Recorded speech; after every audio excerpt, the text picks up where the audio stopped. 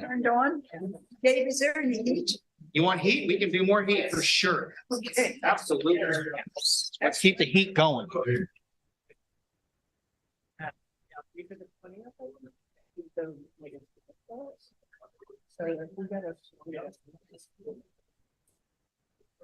Are we recording yet? Oh, yeah. Okay. Sorry, everybody. We'll go ahead and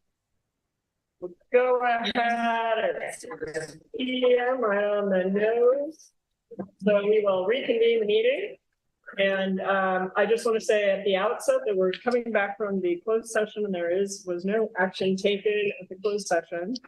So we will go ahead and start with the Pledge of Allegiance.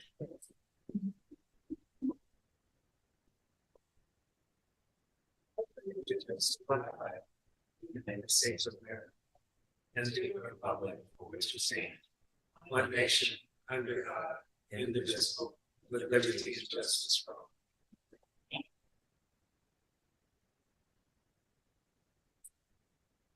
All right, so the first thing we need to do is look at tonight's agenda, and counselors, I'm just going to go to you first and see if there are any changes that you'd like to suggest. I was going to suggest possibly moving item 3. Doing that first. Okay. Say that one, too. Yeah, so just okay. So the proposal is to move item 3 to number 1. Counselors, any other questions or comments? All right, then I'm going to go to public comment. We are discussing moving agenda item 3 to the beginning of the meeting. Are there any public comments around that or the agenda in general?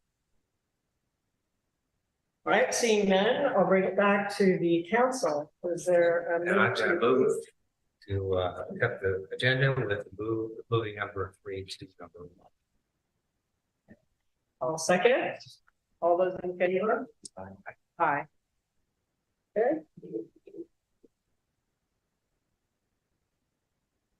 We also have some minutes to approve tonight from the November 14th meeting.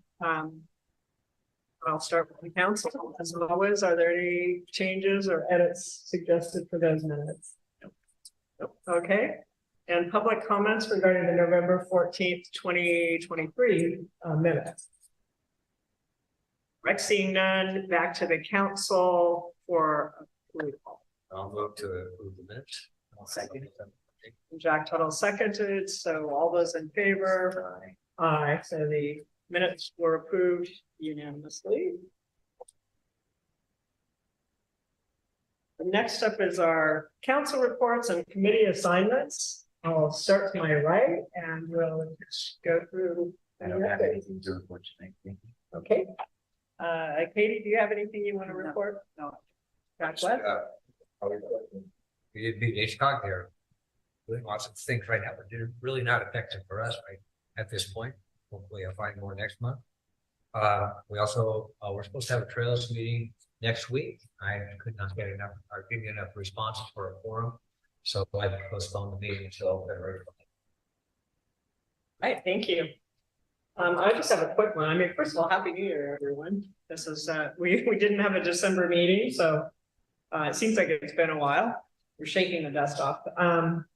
I attended a trailer park meeting January 4th at the Trinidad Town Hall. This was just an informational meeting for Trinidad residents who of the RV and mobile home parks. And this was the greater Trinidad area, including the city limits, but also outside. So most of the attendees were outside the city limits, but there were a couple of folks from the Hidden Creek RV park.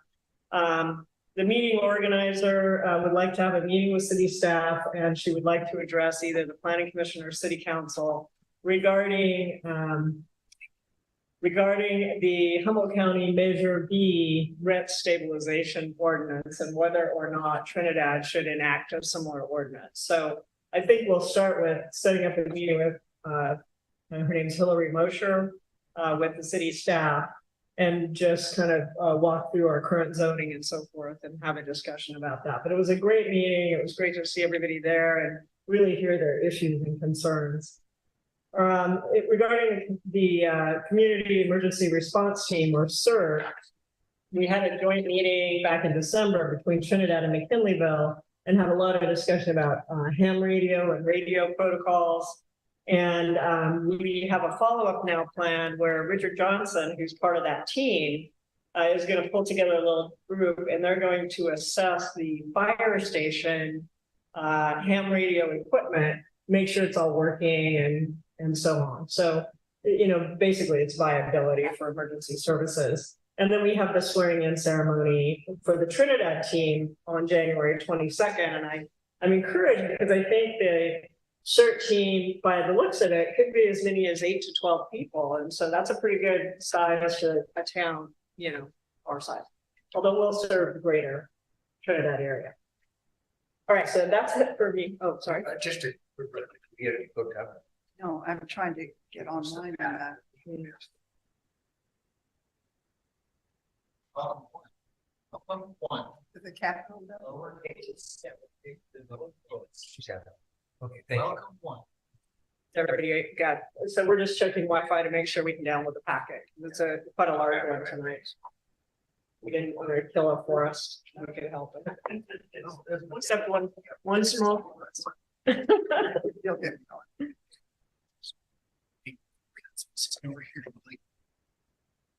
Everybody good? And I'm going to go ahead and move on to tonight's staff report. The city manager and the Humboldt County Sheriff's Department. Do you want to start? Yeah. So we have Lieutenant McCall on the line from the sheriff's office, so I'll turn it over to you.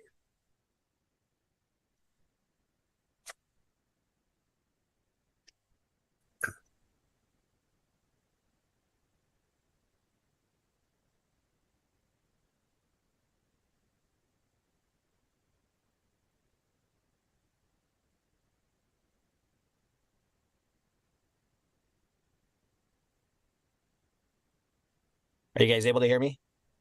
Yeah, now we can hear you. Okay. Perfect. Well, happy New Year. I hope everybody had a good holiday season. Real quick before I get going, I just wanted to inquire. I noticed on the agenda report that there was the staff report here, including the sheriff's office, and then under the item 10, the consent agenda number 3 also had the listed the November, December report. So I guess I didn't want to mix anything up here and was wondering as far as if there was something particular you were looking for in this report versus under the where it's listed under the consent agenda items under number 10, the number subsection 3. No, the usual update that you would give us here. We just always include the reports in there under the consent agenda. Gotcha. Okay, I hadn't noticed it on there before, but that may have just been me missing. I just wanted to make sure I wasn't didn't cross over anything or mix up information you guys were hoping for. Excuse me. So yeah, for the month of I have November and December stats, which I know the city is obviously usually provided as well. I'll just go over December's real quick. Calls for service were down about 18% from the previous month. 101 calls in December, down from 123 for the month of November. These are the stats for the greater Trinidad area. That does not it's not limited to just within the city limits itself. For the month of December, there were 8 reports taken. There were 4 arrests made, 5 felony investigations, and 5 misdemeanor investigations. There was 2 burglaries, being of a building or vehicle, 3 vandalism reports, 3 disturbance reports, 1 public intoxication, 1 trespass prowler call, 1 alarm call, 3 patrol checks, typically being self-initiated patrol check activity by deputies, pedestrian check, 2 suspicious person or vehicle calls, and then 1 unwanted or trespassing / camping call, and then 2 traffic stops and or vehicle investigations. In that, as far as numbers for more specific to the inside the city limits itself of Trinidad for December, there was a total of 21 calls contained within the city limits. 3 of those were transfers to other agencies. So typically those would be, I think I've mentioned before, would be either maybe a transfer to fire or medical for something in their field.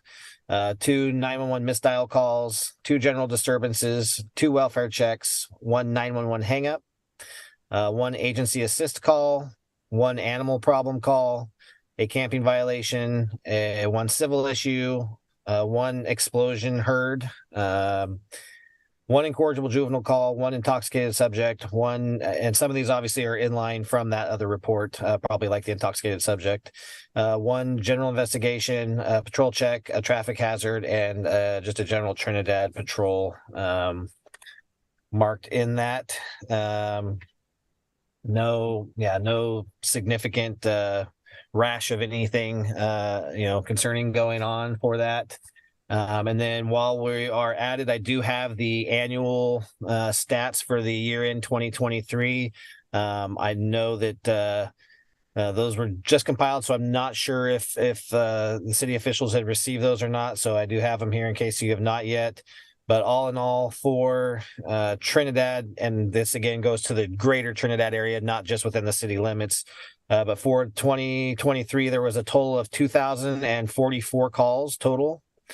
Out of those calls, there was 133 cases taken. 50 of those were felony cases, 48 were misdemeanor cases, and there was 36 arrests made. So that's it for that. This doesn't, of course, really break down into, it just kind of summarizes the total of those categories. It doesn't break down really beyond that as far as any breaking into definition of what those general calls were, the makeup percentage wise or anything like that for the year. Great, yeah, thank you. Are there any questions from the council for the call? Appreciate the information. I'm glad you're coming in every month and as best you can. It's nice to hear you. Do my best. I was happy to see animal on there. I guess that's because we have our animal control contract now. So we are going to start to see police follow up on any concerns about, wild dogs. Are there any, do you want me to go to public comments? Any public questions, Eli, or do you want to wait? Yeah, Okay. sure. Are there any questions for Paul? Okay, seeing none, then I guess it's back to the council.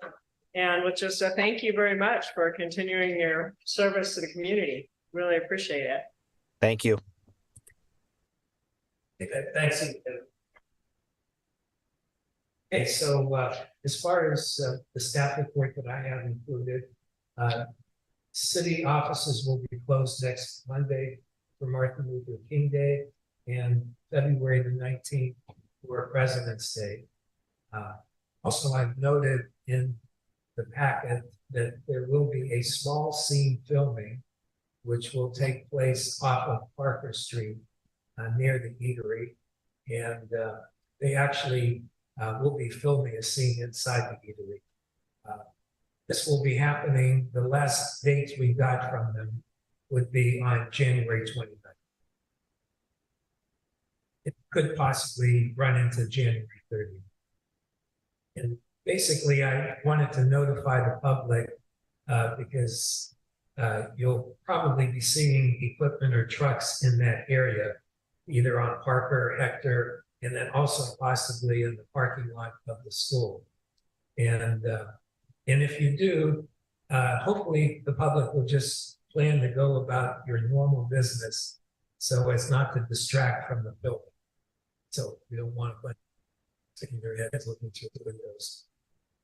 And so hopefully just let it happen. Like I said, they're calling it a small scene film. So there's also filming that will take place in Eureka around this same time. Excuse me, does the city get any revenue from this? No, we don't get direct revenue, but we get indirect revenue. So whenever there is filming, between the gas station, between the restaurants, and then sometimes the, either B&B or the short-term rentals. So that's really the benefit that communities get.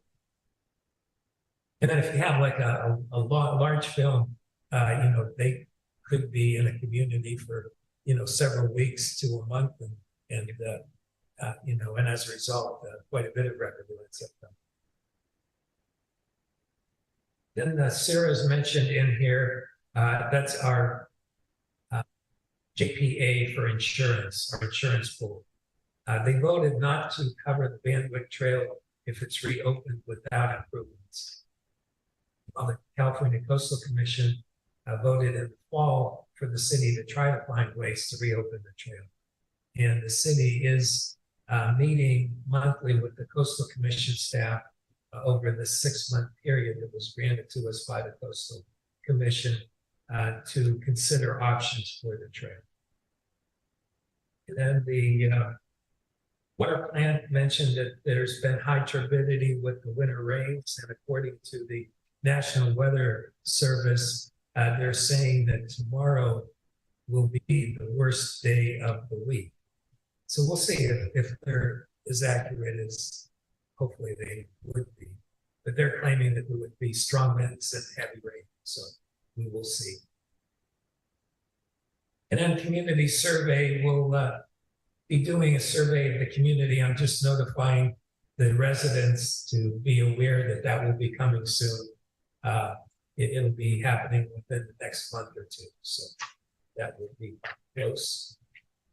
Also, our chief, Tom Marquette, has given us a report for this past year.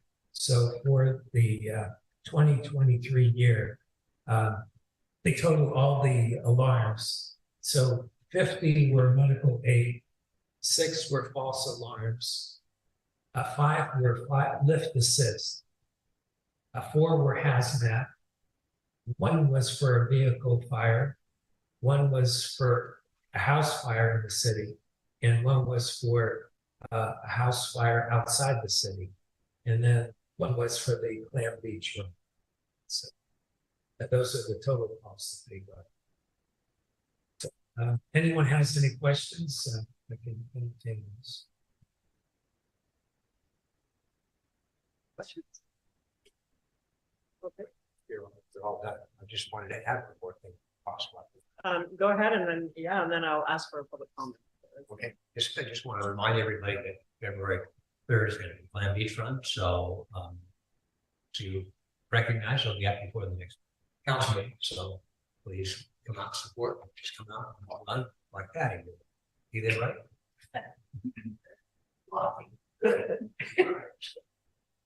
Are there any public comments or questions regarding Eli's staff report, city manager staff report?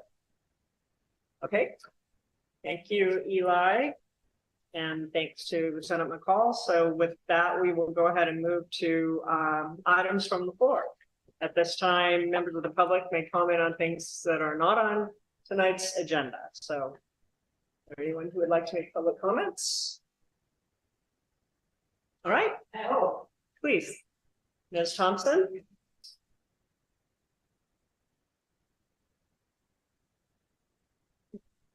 Testing.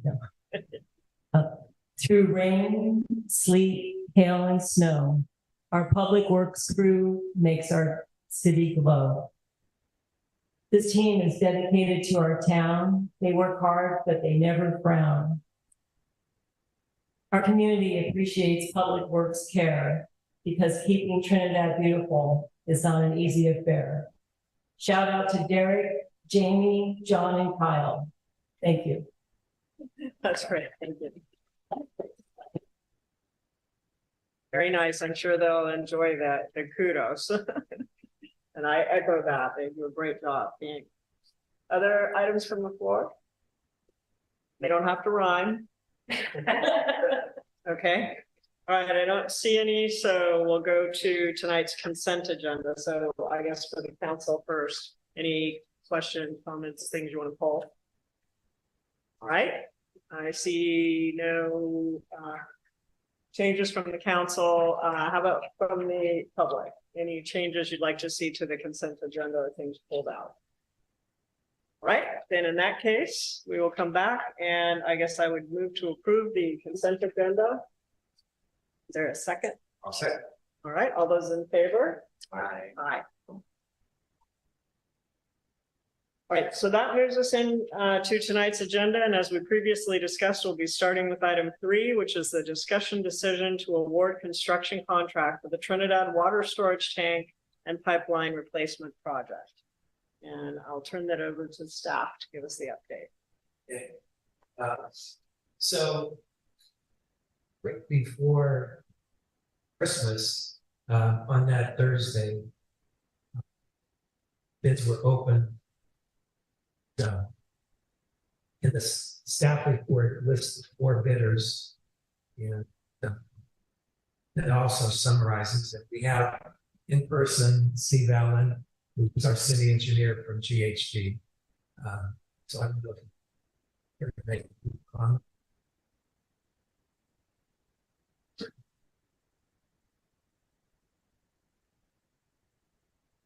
Yeah, we went through the public bidding process for the project and grant requirements and plenty of open bids. We did get 4 bids, which is good. And the low bid was below the grant had budgeted, which is also good. So it was within the budget of the grant. And it seemed like there were pretty clean bids. There was no anomalies or problems noted. There's also a protest period for 48 hours for the contract code, and no contractors protested the bids. So basically a nice clean public bid process as far as bidding goes. So Mercer Fraser was the low bid, which is based on the base bid and added bid items, which is how it's clarified in the bid documents. It's the overall, it's great. So we're recommending actual award to Fraser for the bid. And you could comment a little bit about the projected timeline for what we're anticipating this coming year. Yeah, so we're hopeful that the award will be approved tonight, so that we can issue the notice of award this week for the contractor with the notice to proceed following a couple of weeks later. The bonds and paperwork in place. So they would actually start this spring, particularly like on the water line replacement, like West Haven Drive, areas where you can work. Simply inclement weather, not when it's pouring down rain, but you can have stormwater controls in place and get traffic buttoned up and moving along. Taking the actual tank replacement for months, so it's also there's a long lead time materials for the actual contract causing to get the tank ordered, and then we'll get drier weather that can actually demolish the existing tank and do the earthwork, the foundation plate. To the access road on West Haven Drive. So the project is scheduled to be completed next fall, which should be more than enough time. It's not like they're going to be working full time on the project, but kind of hit and miss depending on weather as weather allows to get work done during the spring, and then really dive into the actual tank project this summer. And hopefully they should be able to get it wrapped up before the end of the fall, but we want to give plenty of time to try to get good spaces. Schedule should be completed. May I ask you a question? If the tank is going to be worked on in the summer months, that's also fire season. Are we going to be at any risk, increased risk? No, because there are 2 tanks and the water plant is still going to be functional. So there are some operational differences for the water plant operators. So one tank does provide good storage, and the water plant will be producing more water than typically do with 2 tanks in place. And then we're also have requirements in the bid documents that the tank actually has to be on site to minimize the downtime of the tank. So we want to make sure we have everything on site and ready. And quickly demolish the tank, get the foundation going, get everything back. Notice that there were new fire hydrants. Are we replacing all of the fire hydrants or just a portion of our fire hydrants? So this particular project will replace hydrants in the areas where work is going to be done, and not just replacing existing hydrants, but adding more hydrants. So the hydrants are typically placed every 500 feet. Right now they're not necessarily. So they used to do hydrants, some replacement hydrants, but it's not covering hydrants over the entire water system. It's just the areas where the project. It was interesting to compare the bids. I don't have any, I won't go through, kind of specifics really, except that it was interesting that the tanks were all pretty close in price from about 810,000 to 975. But then there were like really broad variances and, and it must be where they source the materials because like, some of it was PVC pipe and things like that, much higher in one bid than another and so forth. So it was just kind of interesting to see the kind of big differences line item by line item between the bids, but Mercer Fraser did come in lower. So Jack, I could tell you, I don't have anything brilliant to say about that, but I'll just go ahead. I'm kind of curious, what's going to be the effect on the city and the area when they start putting these things in? Is there going to be a lot of traffic or roads that were going to be blocked or anything? Is it going to affect the community? Good questions. We're trying to minimize effects on the community, but there will be traffic control. So part of the project is also located on Azalea Edwards Street. So there will be some traffic control during portions of that. Same with West Haven Drive, when you're working with West Haven Drive, there's going to be really traffic control. So there should be very minimal delays, but I mean, slowing down, occasionally being stopped for a short amount of time. But there shouldn't be significant stoppages or issues with the work up at the tank site, of course, is parcel off of the drive. So that's where the bulk of the work will be done, more time consuming work, and that should really have an impact on the community. Question, well, how much time will there be when there's going to be only one tank? How long will it take to go from the old tank to the new tank? I can't remember. That's a good question, and that's a required submittal from the contractor. So we tried to set up the contract documents to minimize the downtime, and then they have to provide a submittal of their schedule and their plan to do that. We have conditions, but I didn't designate how much the downtime is. We're just trying to minimize the downtime. But I mean, it would be at least a month. Okay. Yes. Let's control the redwood scrappage of the tanks. Is there anything that we could do to help, repurpose that redwood, or is that going to the bidder? That is going to the bidder. So we didn't mandate it that they salvage it, or we didn't mandate that they demolish it. We didn't mandate it in particular. And the main reason was to try to get the lowest bid prices in order to make sure that we could replace the tank and also replace as much water as possible. Part of the additive bid items is replacement of 250-foot lengths of additional water pipe on West Haven Drive, because we had to shrink the project slightly based on budgets, and we couldn't go all the way to the water plant. So we have additive bid items, and because the bids came in below the grant award, yes, contingency, in case there's issues or problems found, we start digging underground. If we have available funds, so I have not heard what this particular contractor's plan is. Excuse me, I don't mean to keep at this, but I'm a little confused. Jack asked how long it would be down, the tank would be down, and the storage tank, and you said perhaps a month, but that's dead in the summer. And it goes back to my question about fire hazards. If we're down a tank for a month, that does sound risky, but perhaps I'm missing something. No, it's a valid question. Feel free to ask more questions if you have it. You have to go in with operations and storage. So the water plant operations will be different with the tank down. And so they will be probably operating more regularly perhaps than they are right now. And so you have to keep that water level up in the tank. And then eventually you also have to have a plant run. So you drain a lot of water from the plant, and then you have one full tank, but the operations will be different during that time to try to minimize the risk. There'll be plenty of water, isn't it? Right, other questions for Steve? All right, I will see then if there are any public comments or questions regarding the water tank replacement project.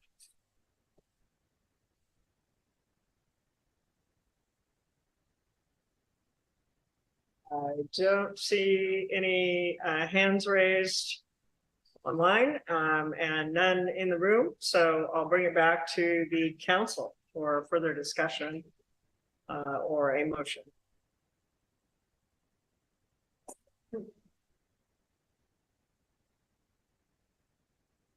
There is a staff recommendation to authorize the city manager to sign the notice of award to Mercer Fraser for construction. That would be the next move unless we have, want to have further discussion.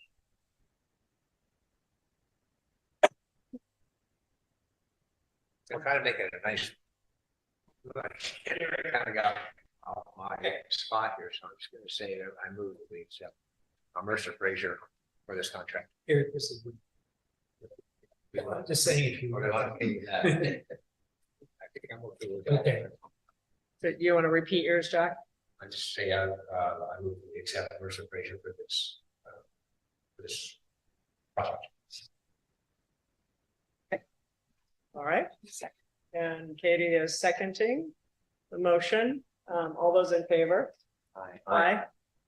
Is that sufficient, you guys, for, I think the motion was to approve the city manager to sign the notice of award to Mercer Fraser, and Jack made the motion, it was seconded and approved. Is that sufficient? I think it's sufficient. Okay, all right, I just want to confirm. Okay, thank you.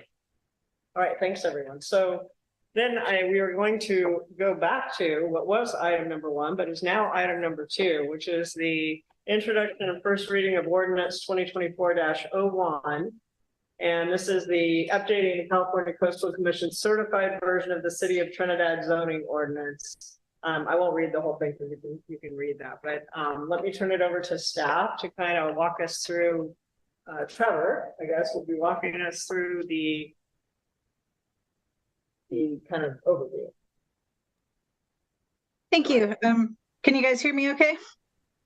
Yes. Okay.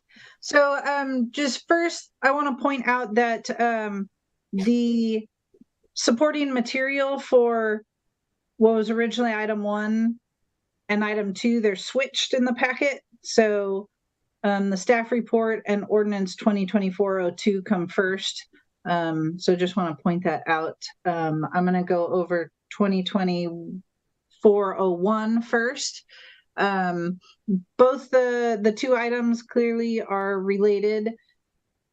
This came about because we've been working on a variety of housing related zoning ordinance amendments to implement portions of the city's housing element, satisfy Department of Housing and Community Development requirements, and we had some grant funding to do some of those projects. But one of the things we were finding difficult with that is that the Coastal Commission doesn't recognize the city's codified version of its ordinances. So the city first codified its ordinances in 1990, and that's a process where all the ordinances are gathered and put into a consistent numbering system with the titles and chapters that you see today. So they're all consistently formatted. The code was updated in 2012 and put online. And then the city is actually working on another update to the code now as well. And so when we did zoning ordinance amendments that have to be certified by the Coastal Commission, there are some differences between the codified version and the certified versions. Particularly the numbering. So we were using, a dual numbering system, which got a little confusing. And then in particular, in the certified version of the zoning ordinance, the definitions were all in an unnumbered appendix. So there was no way to refer to individual definitions. So we decided to go ahead and reconcile those two, thinking it would be a pretty simple process. It ended up not being as simple as we had hoped. It's probably the most tedious project I've ever worked on for Trinidad. But I think we finally got it. Just one of the things we were focusing on, just reconciling these two versions of the ordinance. There there are a number of changes that we want to update for the ordinance, but we did not, these amendments don't make any substantive changes. It's really just, things like capitalization, updating some code sections, making some corrections, both from the original ordinance and the codified version of the ordinance. So really nothing substantive. And then the city has adopted a few zoning ordinance amendments over the years that were never submitted to the Coastal Commission. So those are included in this version so that we can get those certified by the Coastal Commission. Just one thing that sort of came out of this exercise is, as part of the code update that the city's working on now, I would suggest that you guys consider taking a look at it holistically and maybe look at kind of modernizing and updating some things, since it was done practically back in the typewriter days originally, and it still looks like that online. So that just might be one suggestion to think about when you do the whole code update. If you take these two ordinances from items what are now 2 and 3, and you accept all the track changes and then compare them, they're exactly the same, except that ordinance 2024-02 includes the language from ordinances 2023-01 and 2023-02. And those will be submitted as separate items to the Coastal Commission for certification. So 2024-01 is intended to be submitted to the Coastal Commission for certification so that it matches what is codified. So my staff reports include a list of all the changes that were made. And like I said, there's really nothing substantive in there. And I'm happy to answer any questions. All right, sounds good. There are questions for Trevor about the location changes in the zoning ordinances.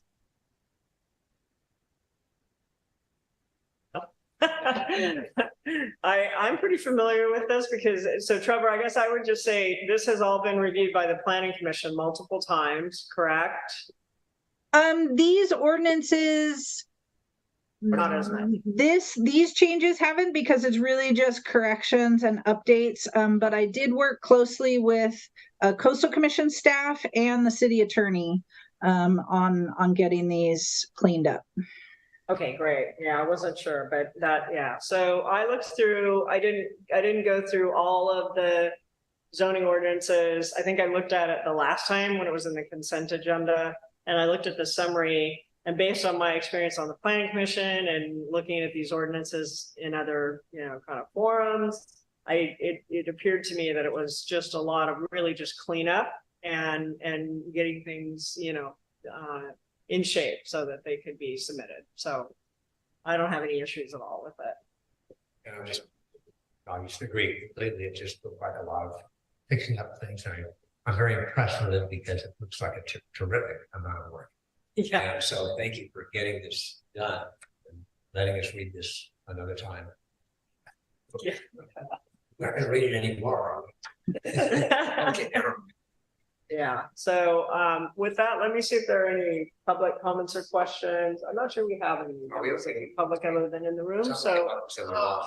I'm sorry. Trevor looks frozen. You came across your screen and say something. You lose Trevor? No, she's frozen. I can hear you. Can you hear me? Oh, there you are. Good. Okay. Yeah, you were frozen there for a second, but.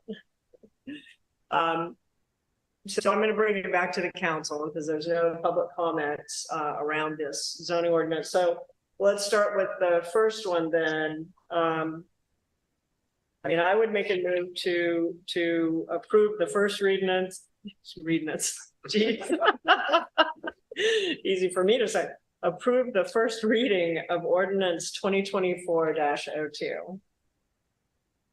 Sorry, 01. We'll start with 01. We're on 01. Pardon me. So approve the first reading of ordinance 2024-01. I'll second. Okay, all those in favor? Aye. And Trevor, is there anything you want to add before we go to the next one? Because I would probably just go ahead and, unless there's public comment, ask the council for a vote. No, I think I covered everything. Since they go together, I covered both really in what I said earlier.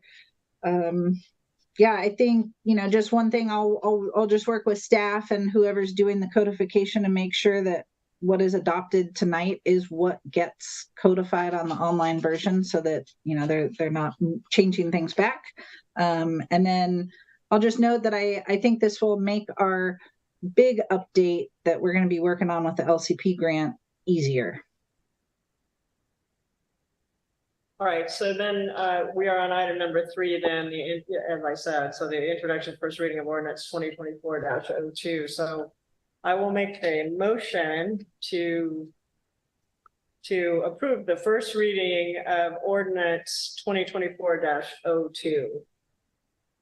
Is there a second? I'll second it. Okay, all those in favor? Aye. All right, so both of those are approved. Again, Trevor, thanks for what looked like an enormous amount of work. And we really appreciate it. It looks much better now. Thank you.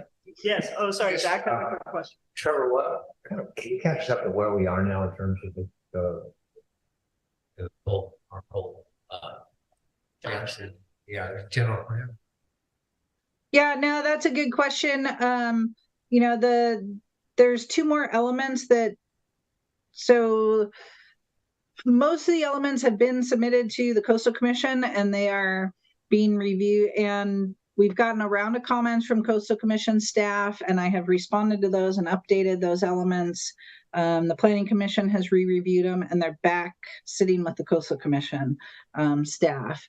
There's 2 elements that still need to be updated, and that's the cultural resources element and the safety element. The safety element is waiting on some of the work to come out from the OPC grant. And then the cultural resources element, I was waiting for comments back from the tribal entities. They have not really been forthcoming. I took that to the Planning Commission just to get some comments at the November meeting. And I'm going to start updating it based on comments I have received on it, and we'll keep working on that. And then the implementation plan will also be updated under the LCP grant. That's the zoning ordinance, grading, subdivision, building ordinances. And that will come a little bit later in the process. Are we looking at maybe this year getting close to finishing it? I hope that we can have a draft general plan in a complete and current form by the end of the year. It's not going to be certified by the Coastal Commission because they want to take the whole package together with the ordinances as well.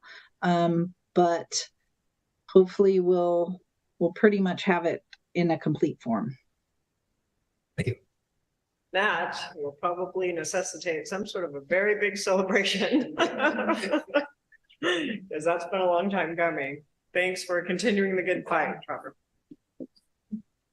All right, so the next item on our agenda is the 2024 calendar year orientation meeting schedule, project priorities and updates. Eli, are you gonna kick us off on that one? Sure. So in the packet, there's 2 pages that could get us started. In there, it's covering the calendar year orientation. Basically, meeting schedule and other scheduled items for the next 6 months. Get us through until the end of our fiscal year. And then after that portion is listed, we do have a list of what by the 2023 accomplishments. So these were things that I was able to recall, just place them there for our discussion. So what we're hoping is that we could talk about what we would like to see as a council for this upcoming year in relation to some of the things that are listed here. And of course, the next item is going to be the mid-year budget review. So money is always an issue also on some things that we will tackle. One thing that we had talked about was, doing some improvements to the town hall. So that's on our list. And doing some trailer improvement. That's also on our list. We have the projects, the water tank and pipeline project. And then somehow we're gonna have to come up with a resolution, some outcome for the Van Wyck Trail. Since like this too. So those are some things that we will be looking at and talking about. In addition to that, what's listed here, gets you through, number one, you need to have the FPPC Form 700 completed by the council and planning commission. And then we're going to be having an election year this year in November with the sales tax, and then also 2 council seats. And then we have the water rate analysis, which is ongoing, meeting with them tomorrow. And of course, the budget will have to be done between May and June for this upcoming year. So anyway, I'll turn it over to Gabe and see what he can add to. Thanks, Eli. I think you covered it pretty well. We have a lot of prize issues with the city. Things pop up where we have to tackle, whether it's dog bite that causes a great stir, or projects that are, got the city a little bit in confusion, whether it's family trail and outcomes of things we don't understand. But in this case, I felt like we're starting off this year with a lot of fixed things, a lot of things that we know are coming down the pipeline. And, sales tax, election in November, budget preparations in advance of sales tax can be very confusing because you don't really know, you can't predict your outcome of what kind of resources you're going to have to work with. Water rates, these are some pretty big subjects that we're going to have to tackle this year. So I felt it would be helpful to map it out so we have a little bit of a roadmap as we move ahead, not just for the council to kind of stay on track, but also for staff. Sometimes having things really mapped out gives us an opportunity when we're thinking about priorities to look back to guide us on a month-to-month basis. When it comes to sales tax elections, for instance, the Prop 218 hearing for the water rate analysis, those are very fixed. There's a lot of fixed deadlines associated. You don't want to miss them. So I thought it would be helpful for us to start off this calendar year, since we had a nice break in December, to realize that we're going to hit the ground running in 2024. So yeah, and they're all tied together. A lot of it has to do with the financial implications of the city, not things that Trevor deals with, which is long range planning and visioning, coastal resiliency, general plan discussion. But this is going to set the tone. This year's going to set the tone, and the outcome of several of these topics are going to set the tone for how the city marches, at least into the next 5 years. Water rates really is a 5-year discussion based on the Prop 218 process. You can't really go for more than 5 years without having to do another analysis. And it seems like the city's on a trend for a 4-year discussion about sales tax. That baseline gives the public an opportunity to have a dialogue with the city as far as how they feel the city's resources are being spent, and if they feel the services are being provided that they're expecting for that additional resource. But it's also incumbent on the staff to make it very clear how those resources are put to work and the importance and the implications of those resources being there or not. So that being said, I just thought we'd start off the year with a little reality check, and then we can, march our way through looking back to this from.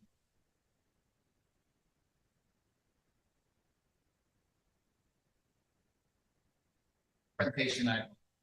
Discussions if you like, but no action. Any comments or thoughts, I councilors? have a question. Yes, please. Oh, Gabe, I have a question. The props, what was it, 318? 218, 218, yeah. What is that? that is what we call a protest hearing for the water rate adjustment. So the city's right now in a process with an agency called Redwood, Yeah, it's RC. Rural Community Action Agency, Right. Assistance Corporation. I'm sorry, RCAC. But they're helping us, they're walking us through a rate analysis, very complex water rate analysis. We haven't had it done since 2012. And then we had a 5-year built-in CPI increase up to 2017. And at that point, 2018, we kind of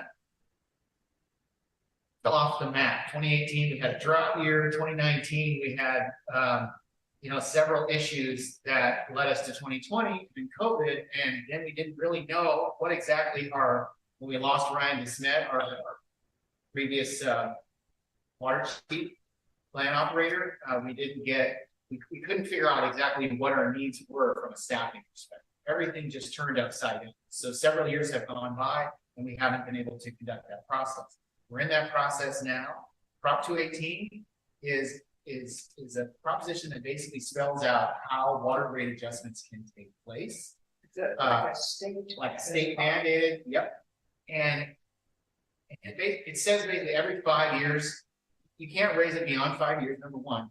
And once the rates are proposed to the community, which they will be proposed, I think I have slated for April and in May. Or April's the protest hearing. If everything goes accordingly, and we send out public notices to every water customer, and as opposed to like a election in November, we need 51% of people to say yes. Well, the protest hearing in Prop 218 says if 51 people say no, we have to go back to the drawing board. Right? If we only get up to 51% of the water, 50% of the water customers saying, 49% of the water customers saying no, then the rates can be effective. You're talking about percentage, not people. Percentage, yes. So that's like a protest here. So if 51% of the water customers, which we have 323 customers, say they don't like the rates, we have to go back to the drawing board. That's fine. Interesting process, but that's how it works out. You'll be hearing more about it as we go along, and this calendar will help prepare us.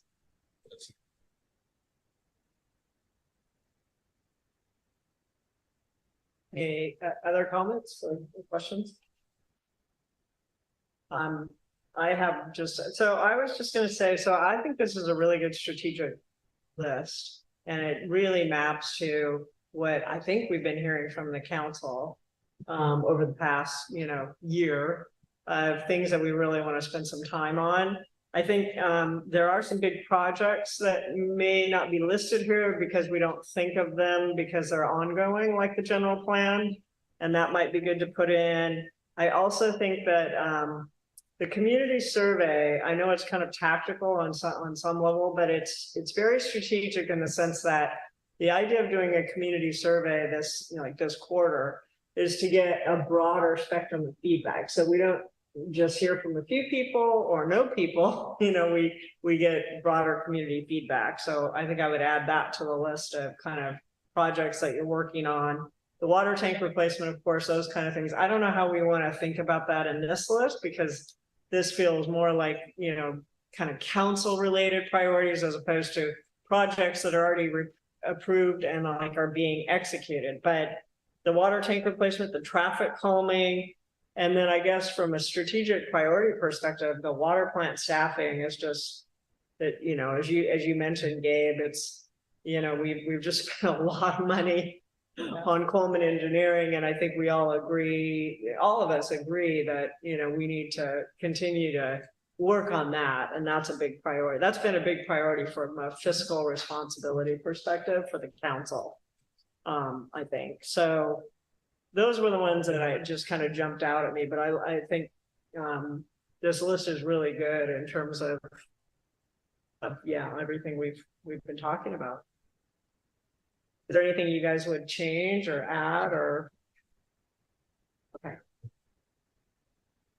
And then I do want to spend a little time on accomplishments too, because I mean, I think everybody can read this list for themselves, but I asked Eli to put this together because I wanted to make sure that we understood, like so often we talk about the things, like we don't talk about the things that we actually have done and have accomplished as a community and as a city government. And so I thought it might be nice to spend a little time at the beginning of the year to say, look, gosh, we actually did quite a bit last year. I mean, for a city of 300 people with a tiny little city government and staff, I mean, we've actually done quite a lot. So there's always room for improvement. You know, we want to pat ourselves on the back, but also stay focused on what we can accomplish going forward. But I do think we can all I just want to thank you all. First of all, the city council and the city staff for doing all this hard work. So anyway, can we put it up on the website? Would that be appropriate? Yes, we could. Yeah, and it's in the packet, but we can. I think it might be nice to do like a little article, and yeah, great idea. All right, let me move to. Are there any public comments about city priorities or accomplishments? Okay, seeing none, I'm going to bring this back to the council. So there was no decision needed. This was just a discussion. Any final thoughts before we move on? That anyone, you know, if Jack has something to say, but I just wanted to draw your attention to the fact that in 2 weeks, we're going to be having a joint meeting, which is our annual meeting with the STR committee, the planning commission, and the city council. That's a good point. So it's Yeah. a reminder, they'll be at 6 o'clock. At 6? Yeah.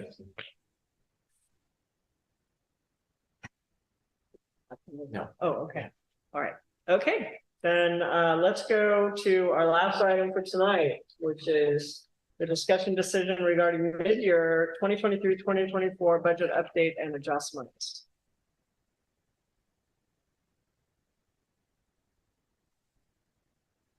Okay, so with this item, we're bringing it back in January, even though we only have the financials through November.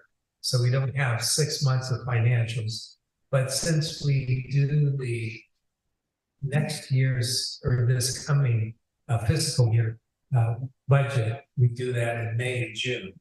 So if we waited until February, we would have been only a few months before talking about the next budget. So it just seemed like it's sort of mid-year.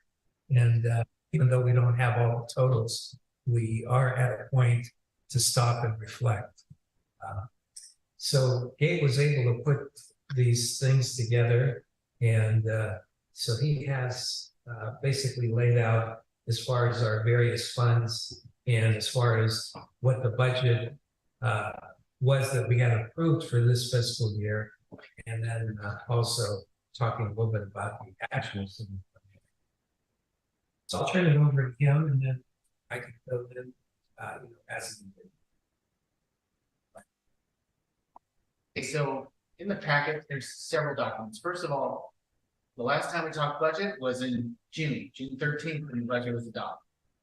At that point, we have approximately known figures up until about April. We didn't know how we ended up the fiscal year, so generally we'll make some assumptions at the end of a fiscal year on how we may end up that will help guide us or provide some context into what's to come in the next fiscal year. Cities don't generally look at the start date and the end date as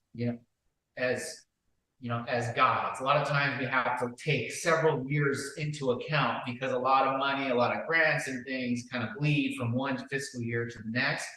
So a lot of times it's easier to kind of think in a linear fashion, but also, how much money, let's just say that the city banked or spent in deficit one year will help guide us as we approach the upcoming year. In this budget review, I thought I added a couple documents to the meeting packet, one of which was this cover sheet, which is a narrative discussing some of the tools that we use.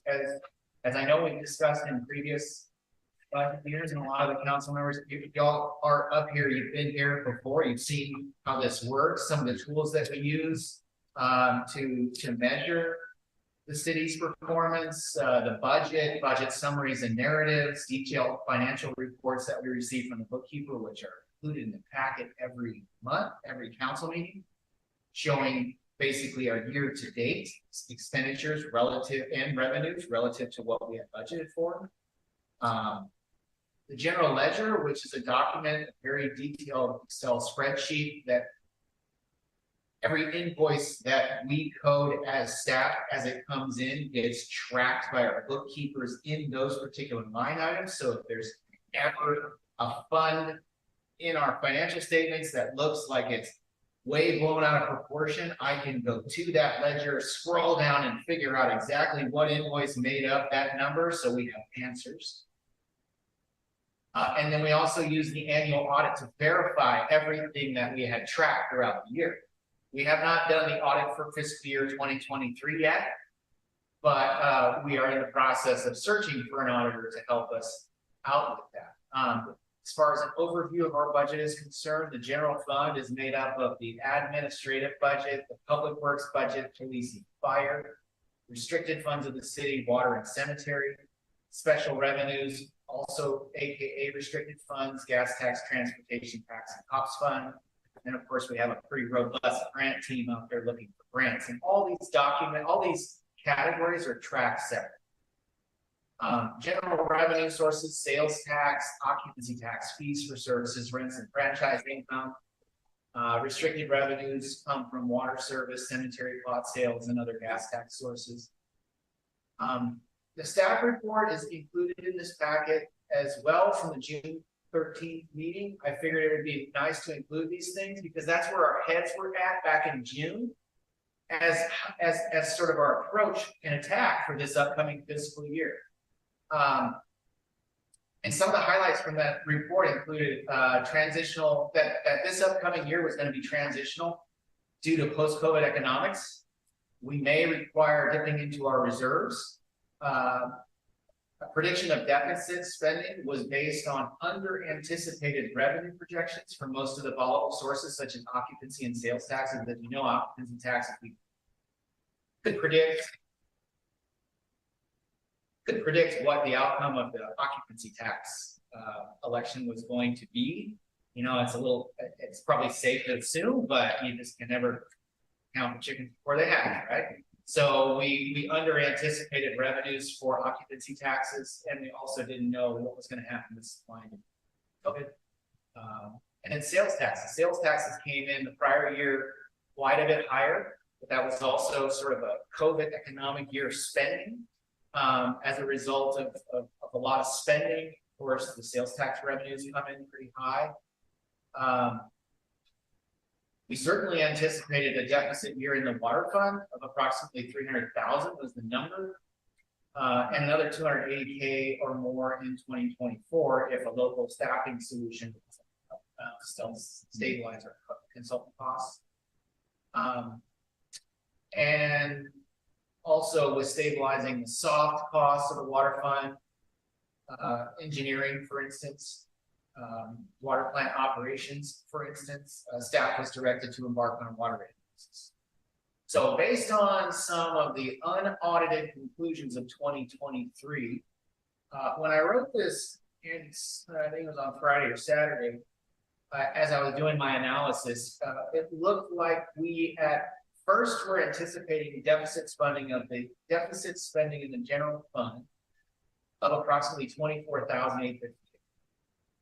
But going back and piecing together, all of our year-end fiscal year, June 30th totals, it appeared that our sales tax revenue came in pretty robust. Our occupancy tax came in more robust than we had budgeted. We did not spend in certain categories that we had put money towards. For instance, we didn't have our private security off the ground yet at the end of the fiscal year, which we had planned on having last year. And my numbers off the top of my head here were about 98,000 surplus. Since Saturday, I've done some more research, dug in a little deeper, doing things that our auditor will be doing once the auditor starts looking deeper into our financial details for the end of year fiscal year 2023, and it appears that number is double. The revenues double. And again, it has to do with a lot of sales tax revenue being generated, higher than normal occupancy tax being generated. And I point this out because it's nice. It's nice to, you know, at the end of a fiscal year to say, okay, here's where we ended. Here's what we budgeted. And now again, when we, in a second, I'll touch on the fact that we're again expecting deficit spending in 2024, which now when you realize you put that money in the bank, it doesn't necessarily look like deficit. So the surge in sales tax revenue from the prior fiscal year, occupancy tax revenues, those are big numbers for the city in terms of its main primary revenue sources. Property taxes, they pretty much stayed the same. Those are pretty fixed.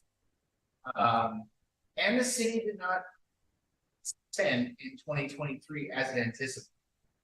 2023 was a year that we were supposed to be staffing up because we had lost a lot of staff in prior years.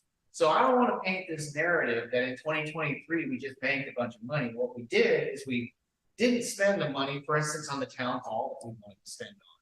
We didn't get a lot of the projects done because of, you know, supply and demand issues, staffing issues. So I want to make sure that there's an understanding for anyone paying attention to the city's financials, that that money is banked in a good way. And now, as we heard from Anita, who's not in the room anymore, she is noticing that we have some cohesion in our public works team. That team is being built. So we're building a team that can hopefully help us spend the money that this council has expected to be spent to not only preserve the city's assets, down all streets, roads, trails, but also to provide the services that are expected.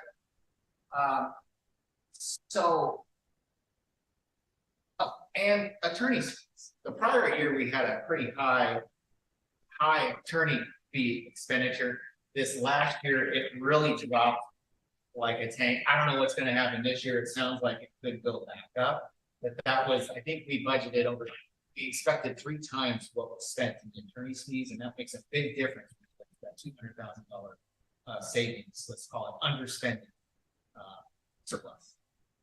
So we can talk about the water fund, which I know we're going to want to talk about here in a second. And I know we're supposed to be talking mid-year where we're at today. And I can tell you with a level of assurance that mid-year today, we're right on track. In fact, we're spending less on the water fund because of our staffing improvements over the last year. We're starting to see that number we spend on the engineering firm, Pullman Engineering, come down because we now have capable boots on the ground, operators in training, so to speak, and a cohesive team in public works and water that are doing a lot of legwork that Pullman Engineering had to do when we lost all of our staff and no one was here to operate, right? So we're seeing the results of that turn. So we're going to talk about the water fund in a second, but let's talk about staffing briefly. So I included a staff organization chart in the packet. Because I know that's a big topic of conversation. We can talk about surpluses and deficits over and over again, but you know, most people know that our staffing is our biggest asset. Payroll is our biggest asset. So here's what we're looking at right now, the organizational chart. We've got obviously the city clerk, city manager, and these FTE stands for full-time equivalent. So city managers, we all know, only works 0.75, right? Exactly, right to the, Yeah, of a full-time job. Then there's a city clerk, the assistant clerk, we've got project manager, making up our administrative muscle for the city here at 3.75 full-time equivalent employees. We've got our grant administrator, which there's been a shift in this, and I've got an asterisk down here by grant director position, because our grant director has transitioned to part-time effective January 1st. And our grant administrator has picked up the reins. She's going to be doing a bit more of the heavy lifting now that Becky's down to half-time. So now it's not technically 2.0 full-time equivalent. Now it's about 1.5. And here's where the rubber hits the road in terms of the city getting stuff done on the street. So we've got a public works director, and these numbers here that I've got in these columns, 0.75, these positions are in some cases shared, right? Because our public works director gets paid out of the general fund, but also gets paid from the water fund. So his salary is split 75-20. So public works director, we've got 0.75, and then down here, he's also 0.25 to make a full-time equivalent. Maintenance 2, maintenance 3, maintenance 4, those are just the numbers I've given to the number of staff that we have. 0.5, the second line item here, this is a distribution tech in training. That's, we all know John Bickley. He is training, he's taking coursework to be a water distribution technician. A lot of times our water staff has a treatment/distribution license. He's focused on distribution right now, and that's where he's at. He's strictly part-time public works. Maintenance 3, maintenance 4, maintenance 3. Let's see; those are split. Again, Derek Shadle. If you guys have had a chance to meet Derek, he is a T2 operator in training. John Bickley is a distribution tech in training. Kyle Shipman, who's our current director of public works, he also is an operator in training. These guys are all taking the coursework, if not slated to take their tests to be certified. And then the T3 down here is yes. Yeah, fine. He's a T3 operator. So the point is, by just showing this chart, is that as far as staffing goes, hiring a T3 operator off the street to just replace Coleman Engineering has been very difficult. But what we have done is we've recruited. And we've been in the recruitment process, and we're now seeing a cohesive team. We're seeing people who are motivated to get their certifications, their water certifications, and that is going to be the plan moving forward. And every day that they're on the job with their license, that much closer to them having the knowledge and the wisdom that it will take to run the system. We lost 35 years of institutional wisdom when Ryan DeSmet walked from the job. We love Ryan, we miss Ryan, but that COVID era, I'm gonna fondly look back on as one of the most difficult times in the city's water history. But we're reinventing that. Things are a little bit more expensive because these guys have to go out basically and start using a stethoscope, to go find distribution lines. There's no one there to tell them this is where it's at. This is what you turn. This is what you press. We have maps, we have people, and we have people who are motivated to find this stuff out. So as far as staffing, this is where we're at with our staffing plan. Again, here's a quick slide I'll just throw up so everybody knows where our revenues come from, how it's broken down proportionately. The lion's share of it is sales tax, occupancy tax, and property tax generally come in second, a close tie for second. And we're going to talk about in another month or two, we're going to talk about that sales tax add-on 0.75 and how important that is to the city's financial situation. So going back to our bottom, or to our big picture, to highlight a couple more things. Here's some of I just sort of went over this part right here as far as staffing and as far as the team, the boots on the ground, the water department, So the financial statements that we're reviewing now, as far as our mid-year is concerned, is only through November. No, really, we have a lot of revenue sources quarter ending that we don't see in this current statement.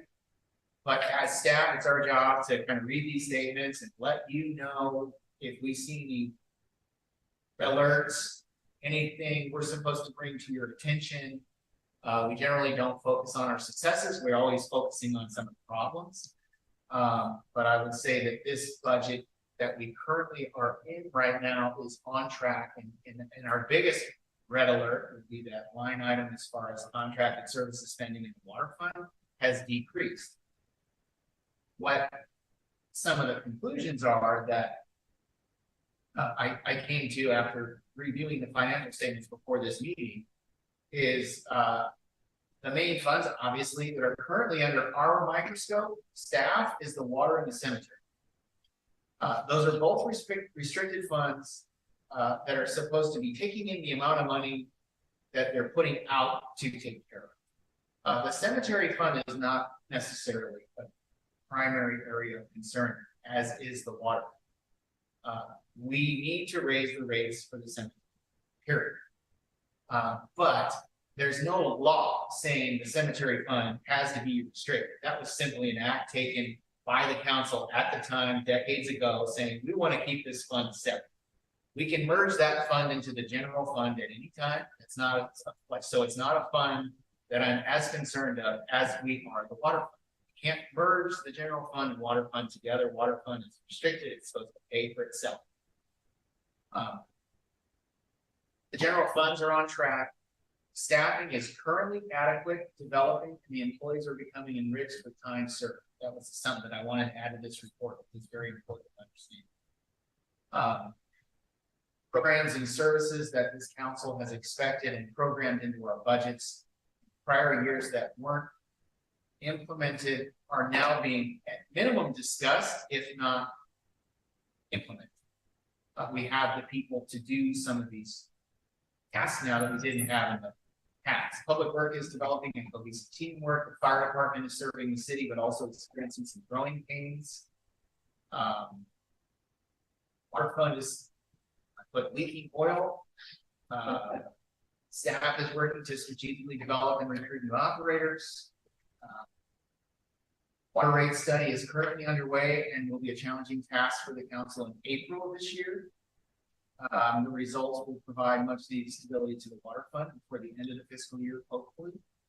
And the cost of keeping the lights on continues to rise. So every aspect of public service that we're seeing is every time we get a bill, every January 1st, you know, sorry, but we have to raise the rates because we have to continue providing, you know, better service to you, better infrastructure to you. That's what we keep seeing. I'm sure everybody in this room is seeing it. I'm seeing it with my cable bills. You know, costs go up, and the city has been pretty slow to respond to that.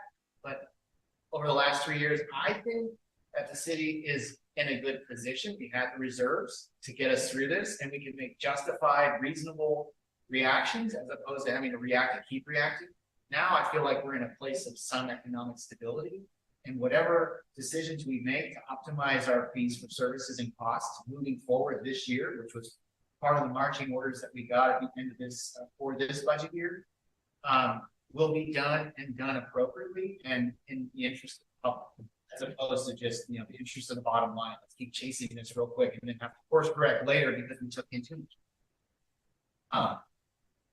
I think that's only fair. So the two final things I'll say, and this is something that this is something I kind of discussed with our previous auditor, is that, you know, right now what I see is that general fund revenues, they're coming in and they're healthy and they're there and they're very versatile.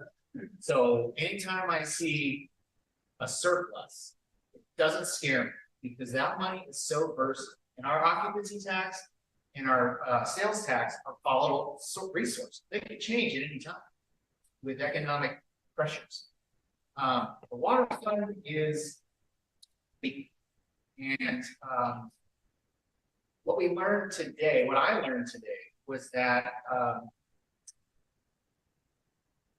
knowing what I know about the water fund reserves, and that the water funds, there's an ordinance that was adopted, or a resolution that was adopted in 2020.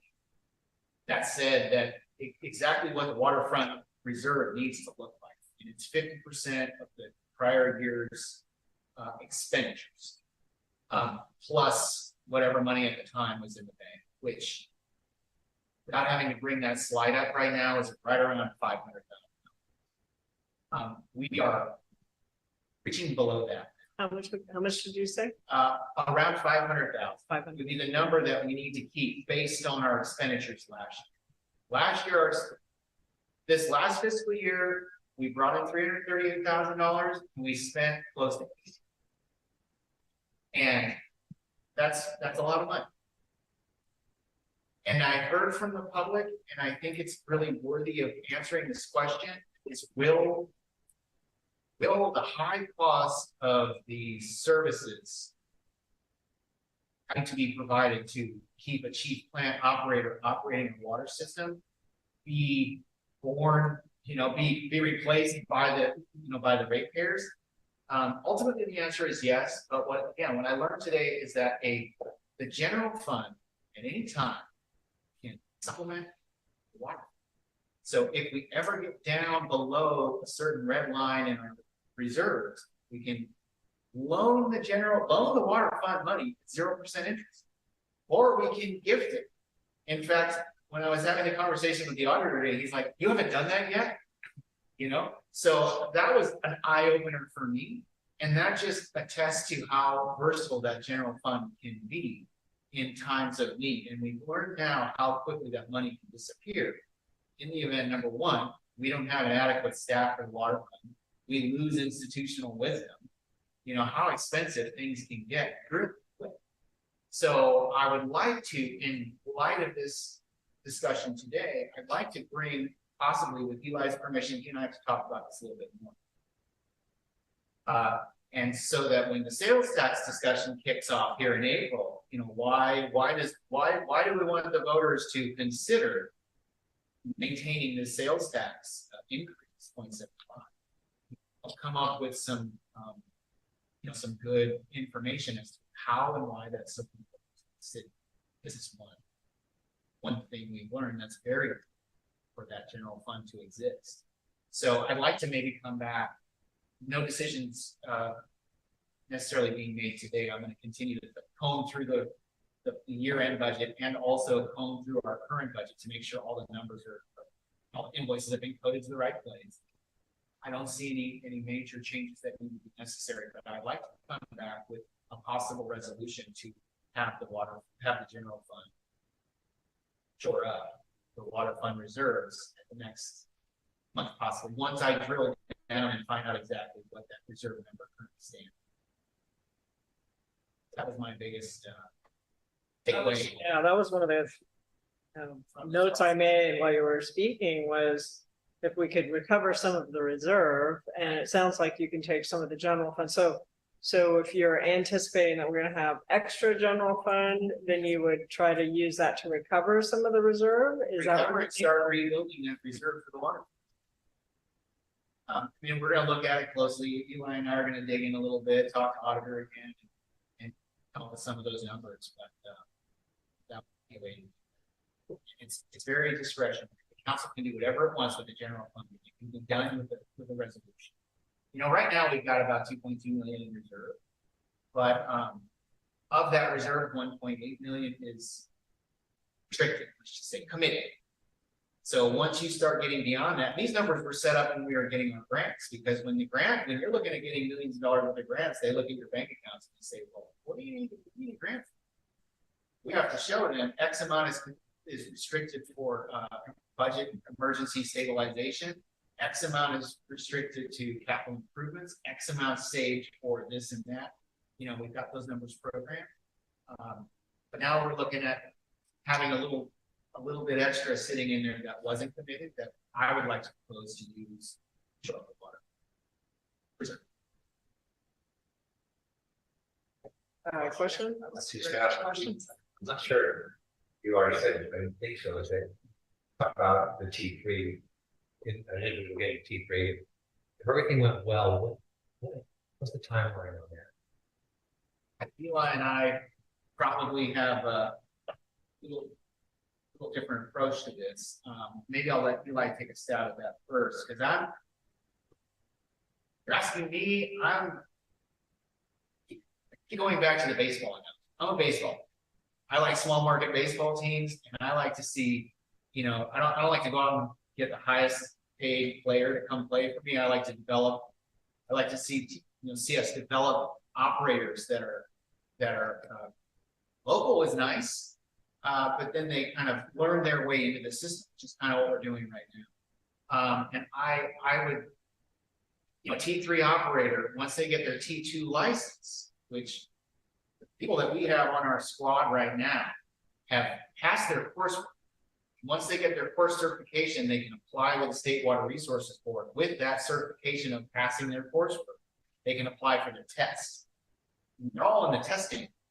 I think except for one, they're all waiting for their test date. And once they get tested, once they get their T2 license and they're working underneath the T3 operator, for 1,000, it's about 1,000 hours. Right. Yeah. Operating so it's about a year. It's about a year. So, but I think we do have, I'll let Eli respond to the question about who are our T3s currently, or if we have a T3 course. Yeah. Excuse me. So I have mentioned in the past that some of the people in training, and we have currently our T3 operator is Coleman. So Phil Godwin of Coleman Engineering. So he does most of the work remotely to help save us money. And he comes here usually once a month, but now he's trying to do it once every other month because he's working with the current people that we do have, which are a lot of. So one of them is the T2, ready to take his T3 once the state gives him a date. And the other one is an operator in training who will be taking his T2. And in the meantime, we've got two other employees, Kyle and John, who are, one of them will be taking his T2 exam and will be taking the D2 for distribution. So that's what we currently have. Basically, what Gabe was getting at is that we're working with the people in training and number one, building redundancy at the plant. And number two, it's usually better if you do have people local. I mean, whether they're what we have right now or someone in the county. Otherwise, if you try to attract someone from another area, they might not stay for the term that we would want them to do. I think you didn't mention Jamie. Yeah. So Jamie's also a T3, but Jamie and John are focusing, as I understand it, more on distribution. So there's a plant operation side and then there's the distribution side. So yeah, I just wanted to make sure we mentioned Jamie as well. So what does that mean? Distribute is the pipe. It's the pipe. Yeah. Getting the water out through the pipes and making sure the pipes are working and connected and no breakage and all of that kind of stuff. There's going to be a lot of work with distribution because we're replacing pipes now, but over time with our grants, we're hoping to get more money to replace eventually all of our pipes because I think they're all over 50 years old. So it becomes a pretty critical component. Yeah. We have too much leakage, then that's processed water. Right. And so so we want to cut back on the leakage. Best way to do it, because we know they're all older pipes, would be to eventually try to replace them all.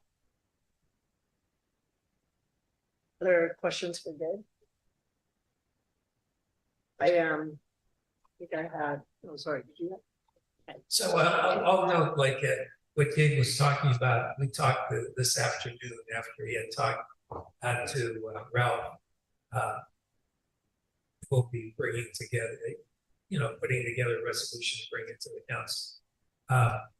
So basically, when you have money in the general fund, we could transfer it to the water fund. But the water fund is a restricted fund, so it can't transfer.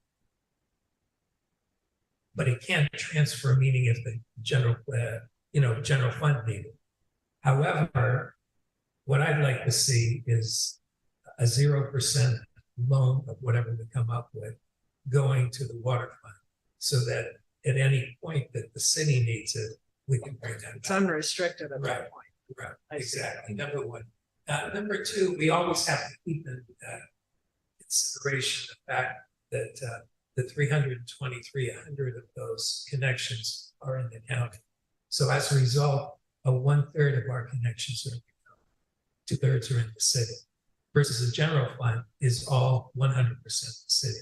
So we have to keep in mind now, if they were the same percentages, it would be different. You have the money going back and forth. But because it is a different percentage, we need to make sure that the interests of the residents of the city is taken into consideration. And as a result, have that as a loan that could come back if the city needs it. That's interesting. Okay. I had a tactical question, which is whether or not the town hall upgrades are still currently in the budget, specifically the new windows, paint. And then I think the Civic Club mentioned that they would like to see us look at a new stove and refrigerator. Is that right, Jack? Or I think that needs to be considered.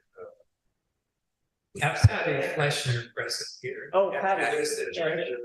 So, yeah, we don't have that in the budget, but if that was needed, then, we need to look I at think that. it's something to consider. What do you think, Patty? Do you know, Patty? if- Jack's wife is the advocate for the kitchen. Thank you for taking it from me. I'm very aware that kitchen in the town hall belongs to the city of Trinidad, not to the Civic Club. And somehow this partnership, we can keep improving the club room and the kitchen. But I'm more of an advocate for using old stuff and recycling and renewing and repairing rather than buying new stuff. But so I'm the conservative in the group. I don't like spending money needlessly. But yeah, the stove is kind of a monster. I didn't know the refrigerator was anything. I don't know if it was refrigerator or the dishwasher. I thought it was. No, the refrigerator, but it's the dishwasher. It was the dishwasher, sorry. Oh, Yeah. it's useless. It's just going away. Yeah. So maybe there's some cooperative work that we can do to look at the kitchen and see if they need some new appliances, or to your point, Patty, if it can be refurbished or whatever. I just didn't know how serious the problem was. Educating people about how to use the stove, which is kind of terrifying. I know, I've never tried to turn it on. But it's still, That is an issue though, that we just want to look at, because we talked about it, but we don't know. We're trying to figure out how dangerous it is to get that thing started. Is it an issue of danger more than anything else? Oh, okay. We don't know. Well, yeah, we're working out more how some of the games are trying to get it started. I just don't know much about it, but just I've heard stories that there are concerns. Now I want to go in there and try it out. Yeah, you should. Yes, we should. there's kind of an explosion. Yeah. Yeah, everyone should try it. Who wants to go first? All right, so at any rate, are the town hall improvements in the budget? It sounds like there are some. We have 10,000. We actually still have 10,000 programmed for the Civic Club room update. We've been carrying that forward. That was a commitment that previous councils made that, at Ms. West request to have that room updated. So that money is there. Doesn't mean it couldn't be reprogrammed next year. Doesn't mean it couldn't be used for something immediate now, such as dishwasher. So the money's there. Doesn't have to be spent on paint. It just says for Civic Club and town hall, specifically with that facility. Okay. So if it's determined that needed to be spent, I don't know whose authority that would be under, but if Talk to you about it. once that determination's been made, the money's there. You've already talked too much The about money's it. perfect. Yeah, it would be nice to get some things updated. The cemetery, is that, you've talked about putting it in the general fund.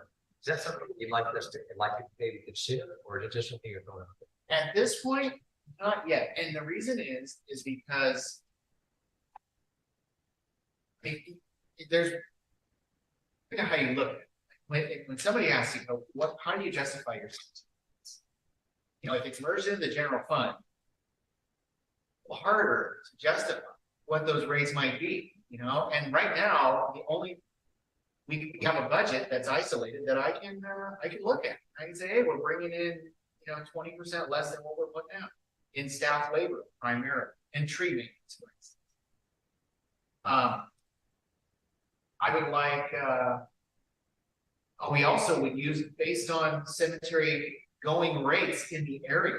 You know, that's really the other item that I would use right now to determine what a fair rate is for a cemetery fund. And we have been experiencing a little bit of what I call a run on the cemetery, and it's not just because of, it's partly because of, there's a rumor out there that Trinidad does green burials, and apparently the other cemeteries in the area don't. I'm trying to be. But also because we are one of the lowest rate cemetery plots around. So that can work against us because we can have other people, not that anyone from Bayside doesn't have a right to the Trinidad Cemetery just like anyone else, but it would be nice to know that people are making the decision because they like Trinidad Cemetery, not because it's the cheapest rates, in Humboldt County. Because then there's less room in the cemetery over time for people who maybe are really tied to Trinidad that want to be remembered. So at some point, it can be merged, but I think for right now, it hasn't been merged as a previous audit. I think it was like 2014, 15 audit recommended, something to look into. We haven't done it yet because we have rates. The rates are done, then we can rethink how. Yeah, and personally, I think it's better if we keep the fund. Because this way, number one, like Gabe said, you can easily look there and see, are we in the negative or in the positive? Number two, it's like it's an enterprise fund in the sense that you would like to see it be self-sustained and not be a drain on the general fund. And by having it as an enterprise fund, it'll be clear every time you go through the budget, is it supporting itself? So I think, and then the other thing is, Gabe and I had talked with possibly obtaining more land because we are running real tight.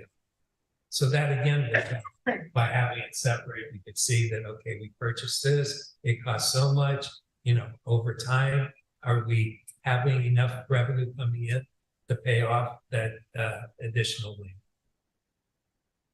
Okay, I believe you said before, when was the last audit? Last audit was fiscal year end 2022. So typically at the end of the year, we're doing it in December, where entrepreneurs out here combing through our books and doing all the fund assessments. So we're not that far behind. No, not at all. All right, let me see if there are any questions from members of the public regarding the budget. Should I? Yes, please, if you don't mind, Patty, just so it makes the recording. Patty Freshner, live outside the city, but pay some marble things inside the city. I have a couple of questions on revenue. So the cell towers, as we all know, went down some time ago. That could serve us tremendously. In the revenue went away. Are the new cell towers, wherever they are, east, does the city benefit from any revenue from that? It's gone. So okay. There's just an informational note that there's no service where I live, Scenic Drive anymore because of the. I would echo that. Yeah, that's it. It's not just me. Then the other revenue question would be when and if the harbor area goes into Rancheria trust status and the sales taxes, I imagine, from the seascape and the harbor bait shop and launching and so on. terminates, if that happens, is that considered now? When you plan, I guess fiscal 23, 24, is that under discussion for the budget? It's just a question. And the other thing was on the $300,000 to Coleman. So I concur with everything Anita has had in her poem about the tremendous public works guys we have, and they're all so generous with their time and energy. It's a great little poem. So if our guys qualify for servicing our water system, is there a phase out for Coleman, like this year, next year, 2 years from now? I mean, is there anticipated planning for when we don't have to have these outlanders anymore? So that's a question. Yeah. Thank you very much, and thank you all for your public service. You know, this is Eli, did you want to comment about Coleman phase out? Yeah, it's not considered a phase out of Coleman. It's considered a phase out of an operating the plant. So as we get our people, number one, right now we don't have a T3 operator. So we need to rely on Coleman as being our T3 operator. But once that happens, our staff has indicated that they like the fact of having Coleman support. So they would be a resource that would be available, and as time is needed, that would supplement our staff to make sure that the water operations continue properly. The way the plant operator described it to me, it was like having somebody, a resource they could call for technical issues, because there was nobody on the team that really, sort of like having an HP 800 number, where you can call and get technical support and have that backstop. Yeah. And that made sense to me, because in an emergency, if they didn't know how to do something, to have someone they could just phone and ask questions. But the phasing, like the run rate has dropped substantially in the cost model, and it's going to continue to, I think it's going to continue to drop, right? I mean, we thought maybe 5,000 a month, roughly, would be, but we'll see. We're a little higher than that right now, I think. But it was 30 or something initially, right? So you go down to 5-ish. Yeah. It's currently between 9,000 and 11,000. So it needs to drop even more, but I think our rate analysis, just so everybody knows, the rate analysis that we're performing right now does not include what's called the Coleman budget. Right. It is based on what we've determined to be a necessary budget to operate the plant with in-house staff. Right. Obviously, based on the cost of operating the treatment plant, we're not using this anomaly, as that rate structure base. Did you have anything you wanted to add about the Rancheria, the property in the harbor, and any revenue that will be included in the upcoming budget, because the word we're getting is that it's very close to happen. Okay. So as a result of the upcoming budget, we'll have to factor that revenue out for the FY25. Exactly. Okay. Thanks. All right, I think that's it for the budget discussion. No action necessary. And no action. Just this is a discussion and informational exchange. So thank you very, very much for that, Gabe. Very comprehensive look at the budget mid-year, and reasonably pretty good news actually in general. So the next item is future agenda items. Anything anybody want to tee up for future? I'd like to continue to talk about the town hall. Just to keep kind of an ongoing idea of what we want. Maybe you could do what we want to do. And if you come back to, you said it's $10,000 for the Civic Club area, but what do we have that we could be? What can we do? Sure. We have budgeted for the window replacement, for painting, And it's separate from the 10,000 budgeted for civil covering kitchen upgrades as needed. So, Yeah, we'll bring that for future agenda. right, and our public works crew is supposed to be looking into those. We've got everything even from a furnace here that I just blinked and realized 15 years ago. Yeah. Our CPA grant, I'm like, okay, those aren't cheap either, so we've got some improvements that we want to maintain.